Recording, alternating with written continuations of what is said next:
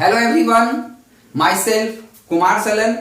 आज आप लोगों के सामने फिर से रीजनिंग का एक नया टॉपिक डाइस लेकर आया हूं। जैसा कि आप सबों को पता है, भारत में लॉकडाउन चल रहा, पूरा विश्व वैश्विक महामारी कोरोना के चपेट में आया हुआ है। ऐसे में आप लोगों से एक बात मुझे कहना है कि आप अपने पढ़ाई को बिल्कुल जारी रखें। और चलिए टॉपिक पर आते हैं। तो आज हम लोग डाइस यहाँ देख रहे हैं और मेरे तरफ से ये पूरा प्रयास है कि एग्जाम में जितने भी तरह के क्वेश्चन पूछे जाते हैं उसे मैं यहाँ कवर करूँ, और ताकि आपके एग्जाम में कोई सा भी क्वेश्चन डाइस से संबंधित यदि है तो वो ना छूटे। चलिए सबसे पहले हम यहाँ पर बेसिक चीजों को समझेंगे और यहाँ पर सबसे पहले डाइस के स्ट्रक्चर को हम लोग समझते हैं। तो ये डाइस का स्ट्रक्चर यहाँ बना हुआ है, आप ध्यान से देखिए।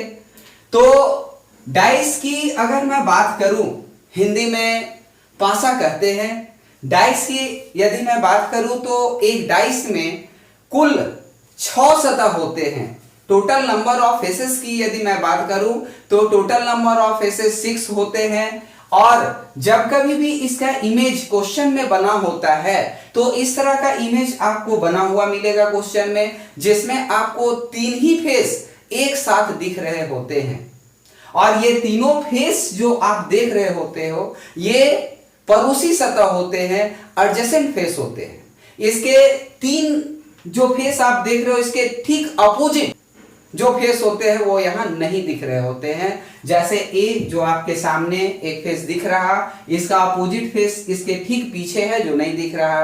बी जो आप ऊपर देख रहे हो इसके अपोजिट फेस नीचे है जो नहीं दिख रहा। और सी जो आप राइट साइड देख रहे हो इसका अपोजिट फेस लेफ्ट साइड में है जो नहीं दिख रहा। कहने का मतलब ये कि एक डाइस के 2 विपरीत सतह कभी भी एक साथ नहीं दिख सकते हैं। तो ये डाइस का स्ट्रक्चर है और यहाँ पर ये बताया गया है कि यहाँ टोटल नंबर ऑफ फेस जो होते हैं ना, ये कितने होते हैं, तो ये 6 होते हैं टोटल नंबर ऑफ फेस। आगे बढ़ते हैं। ये डाइस के ओपन स्ट्रक्चर, इसमें मैं बात करता हूं। यहाँ पर ये डाइस का जो है कि खुला रूप है। कहने का मतलब हो गया कि ये ओपन डाइस है, दूसरे भाषा में आप बोल सकते हो कि अनफोल्डेड डाइस है ना। यहां पर जब डाइस का खुला रूप है तो आप देख लो कि यहां पर जो 6 फेसेस है ये सारे फेस एक साथ दिख रहे हैं, है ना। फोल्डेड फॉर्म में 3 ही फेस दिख रहा था और जैसे ही ओपन किए तो सारा फेस यहां पर दिख रहा है, ठीक है ना। आप देख लो, इसमें एक चीज और सामने आ रहा कि जब डाइस का खुला रूप दिखता है तो इसमें कौन कौन से 2 फेस अपोजिट होते हैं।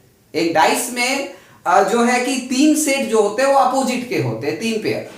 और जब ओपन डाइस आपके सामने आता है तो वो तीनों सेट भी आपको दिखने लगते हैं। और ये अपोजिट का सेट यहाँ पर देखिए आपके सामने दिख रहा है। यहाँ पर अपोजिट फेस डिसाइड करने से पहले एक बेसिक कॉन्सेप्ट मैं आपको बता दूं कि ऑल्टरनेट फेस जो होते हैं, ओपन डाइस के अल्टरनेट फेस जो होते हैं ना, वो एक दूसरे के अपोजिट होते हैं। कहने का मतलब कि एकांतर सतह एक दूसरे का विपरीत होता है। जैसे ए का अपोजिट अगर देखें तो यहां पर ए का अपोजिट कौन होगा, ई होगा, एक छोड़ दिए, है ना। तो ए का अपोजिट कौन होगा, ई होगा, देख लीजिए यहां लिखा हुआ है। बी के अपोजिट में आने वाले अगर फेस की मैं बात करूं तो बी के अपोजिट में कौन होगा, तो एफ होगा, ठीक है ना। और अगर सी के अपोजिट में आने वाले फेस की बात करूं, है ना, तो सी के अपोजिट में आने वाला फेस ये होगा जिसपे डी है, ठीक है ना। तो इस तरह से 3 सेट यहां पर होता है। प्रत्येक सेट में 2 होते हैं, इसलिए 3 दूना 6 हो गया। और यहां पर आपका सारा हिसाब क्लियर है 6 फेसेस का। आगे यदि मैं बढ़ूं यहां पर तो एक बेसिक कॉन्सेप्ट मैं यहां पर लिख रखा है, डाइस से संबंधित कॉन्सेप्ट है। यहां बताया जा रहा है कि 2 opposite face never be adjacent to each other and vice वर्सा।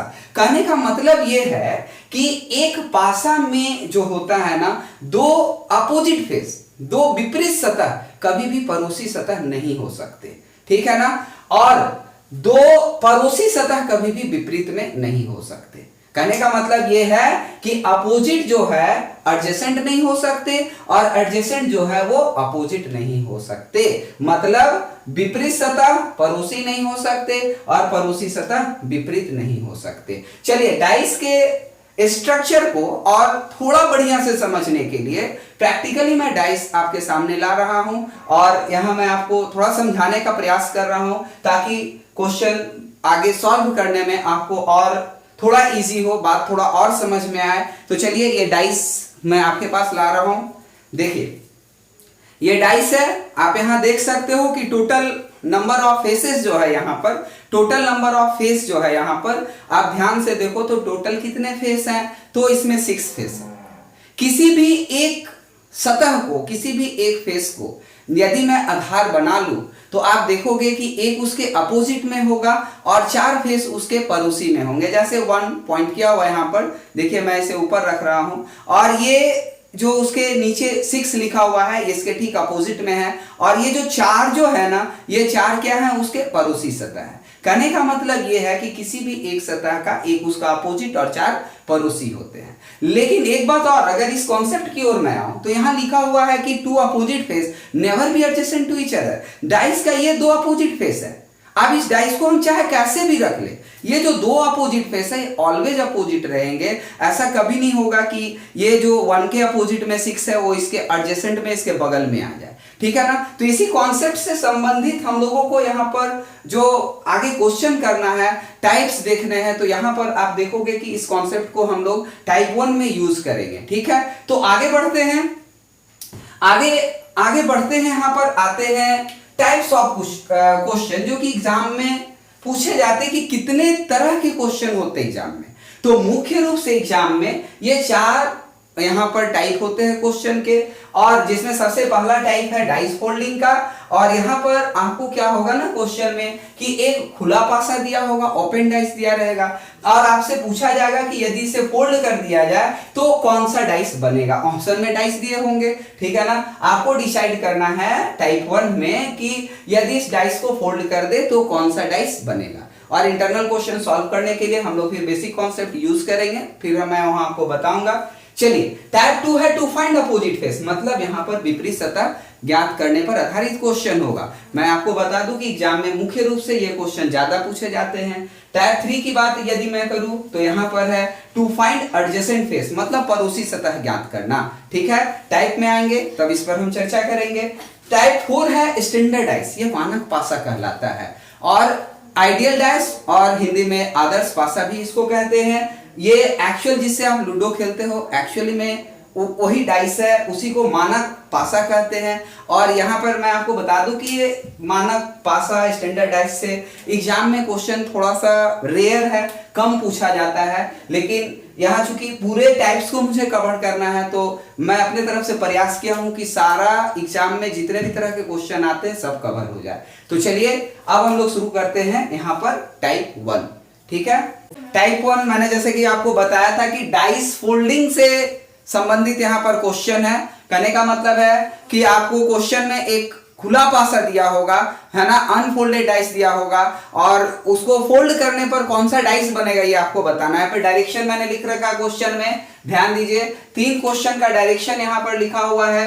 बोल रहा है in each of the question given below an unfolded dice, का मतलब हो गया ओपन डाइस इज गिवन, है ना। Find which dice is formed by folding the unfolded dice, है ना। कहने का मतलब ये हो गया कि नीचे प्रत्येक प्रश्न में एक खुला पासा दिया गया है, बताएं खुला पासा को मोड़ने पर, है ना, कौन सा पासा बनेगा। तो चलिए आते हैं क्वेश्चन नंबर 1 की ओर। और यहाँ पर 1 में देखिए ओपन डाइस इस तरह का दिया हुआ है, A B C D E और F लिखा हुआ है, और आपको बताया जा रहा है कि अगर इसको फोल्ड कर दे तो ये जो 4 विकल्प दिए हुए हैं, फोल्ड करने के बाद कौन सा पासा बनेगा। तो चलिए देखते हैं, कॉन्सेप्ट यूज करेंगे उसी कॉन्सेप्ट को जो मैंने अभी लिख रखा था कि two opposite face never be adjacent to each other. और यहां पर जो 3 फेस दिखते हैं ये एडजेसेंट फेस दिखते हैं। तो चलिए यहां पर सबसे पहले ध्यान दीजिए कि क्या ए बी सी एक साथ दिख सकते हैं। तो ये ए बी सी एक साथ इसलिए नहीं दिख सकते क्योंकि ए और सी एक दूसरे के अपोजिट में आएंगे, और मैंने क्या बोल रखा था कि two opposite face never be adjacent to each other. कहने का मतलब ये है कि दो विपरीत सतह एक साथ नहीं दिख सकते। तो ये आपका आंसर नहीं होने वाला है। और अब हम आ जाते हैं ऑप्शन नंबर 2 को चेक करते हैं कि क्या EBF हो सकता है। तो ध्यान से देखिए, तो EBF में E और F टू अपोजिट फेस फिर से आ गया, तो फिर से ये आपका आंसर क्या होगा, नहीं होगा, क्योंकि दो विपरीत सतह यहां पर भी एक साथ नहीं दिख सकते। तीसरा ऑप्शन में आते हैं BCD। क्या BCD दिख सकता है? तो यहां भी देखिए, ओपन डाइस को थोड़ा सा ध्यान से देखें आप लोग, तो दिखेगा कि B और D दो विपरीत सतह हैं। फिर से दो विपरीत सतह पड़ोसी सतह नहीं हो सकते, अर्थात ऑप्शन 1 2 3 कट चुका है। अब आपका आंसर निश्चित रूप से 4 होने वाला है, लेकिन चलिए इसको भी चेक कर लेते हैं हम लोग। तो यहां पर EBC उन्होंने दे रखा है, देखिए EBC, ये तीन साइड EBC दे रखा है, अर्थात E है तो E के अपोजिट का F नहीं है, B है तो B के अपोजिट का D नहीं है, और C है तो C के अपोजिट का A वहां पर नहीं है। तो निश्चित रूप से ये हमारा आंसर होने वाला है, और ये क्वेश्चन नंबर 1 का आंसर क्या हो गया, 4 हो गया। एक बात और यहां पर ध्यान ये रखना है, एक बात और ये ध्यान में रखना कि ऑर्डर भी आपको देखना है। ऑर्डर कहने का मतलब EBC का यहां पर देखिए क्लॉकवाइज ऑर्डर है, तो यहां भी देखिए EBC जो है ना, ये आपके क्लॉकवाइज ऑर्डर में ही है। तो चलिए हमारा आंसर क्वेश्चन नंबर 1 का आंसर क्या हो गया, तो क्वेश्चन नंबर 1 का आंसर 4 हो गया।